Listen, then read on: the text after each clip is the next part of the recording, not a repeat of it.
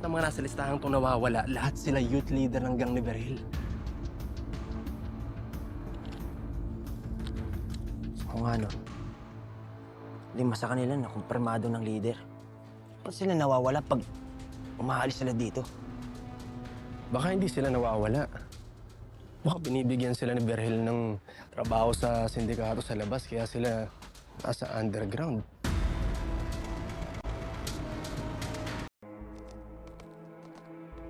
Akala ko kaibigan ko tong si Sob. Hindi naman pala. Mas pinili niya si Kidlat kaysa sa akin para maging bagong leader namin. Tama nga naman to si Angelo eh. Galing sa labanan tong si Kidlat. Boss, magaling din naman ako ah. Jasper, mahina ka. Utak ipis ka.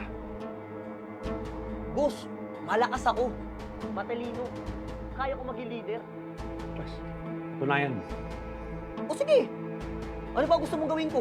Sa susunod ng racket natin, sasama siya. Yan na yung huli niya. Isa lang pagagawa ko sa'yo.